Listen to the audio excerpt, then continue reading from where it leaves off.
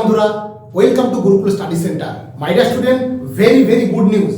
কিছুক্ষণ আগেই তোমাদের Kolkata municipal West Bengal municipal service commission, তা ওয়েস্ট বেঙ্গল মিউনিসিপ্যাল সার্ভিস কমিশনের যে অ্যাডভার্টাইজমেন্টের নম্বর ছিল 6/2025, সেখানে কিন্তু আন্ডার কলকাতা মিউনিসিপ্যাল কর্পোরেশনের যে অ্যাসিস্ট্যান্ট সাব সিভিল ইঞ্জিনিয়ার যে সিভিলের পরীক্ষা হয়েছিল তার কিন্তু ফাইনাল রেজাল্ট কিছুক্ষণ আগে প্রকাশিত হয়েছে।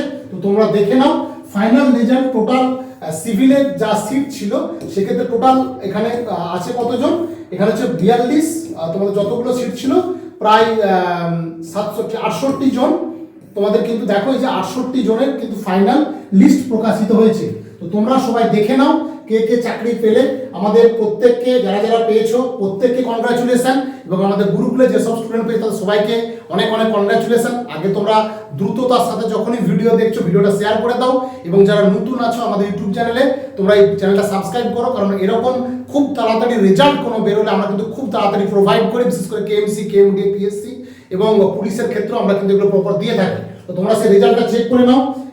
দেখে নাও একটা জিনিস যে টোটাল ইউআর এর পোস্ট ছিল 31টা, ইডব্লিউএস 8টা, এসসির 18টা, এসটির 5টা, ওবিসি এ 8টা, ওবিসি বি 5টা এবং ইউআর পিডব্লিউ 3টে। টোটাল 78টা পোস্ট ছিল। সেখানে number of recommended candidates UR এর 31ই করা হয়েছে, ইডব্লিউএস এর 8টায় নেওয়া হয়েছে, এসসির 8টা, এসটির 5টা, ওবিসি এ 8টা, ওবিসি বি 5টা, ইউআর 3টে।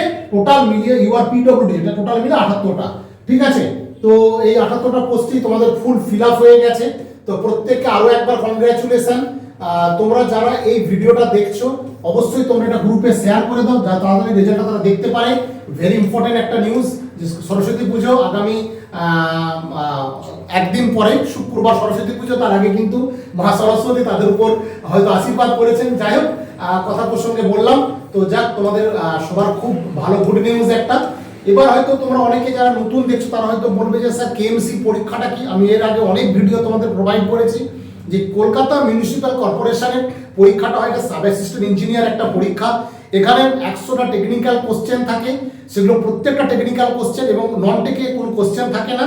আর তোমার কি থাকে, এখানে 40 নম্বরের পার্সোনাল টেস্ট থাকে। এই 100 নম্বরের 100 × 2 মানে 200 নম্বরের রিটেন টেস্ট আর 40 নম্বরের ইন্টারভিউ মিলিয়ে টোটাল তোমার মেরিট লিস্ট কাউন্ট হয়। সেক্ষেত্রে আজকে যে ফাইনাল লিস্ট কিছুদিন আগে মাত্র পরীক্ষা হয়েছিল, সেই পরীক্ষা কিন্তু ফাইনাল লিস্ট প্রকাশিত হয়ে গেল। তো এরপর যে নিউ ভ্যাকেন্সি কবে আসবে, তোমরা অনেকের কাছে কোশ্চেন থাকে স্যার নিউ ভ্যাকেন্সি কবে আসবে। দেখো এখানে তোমার প্রকাশিত 2000 অ্যাডভার্টাইজমেন্ট নম্বর 6/2025, অর্থাৎ 25-এর কিন্তু অ্যাডভার্টাইজমেন্ট নম্বর।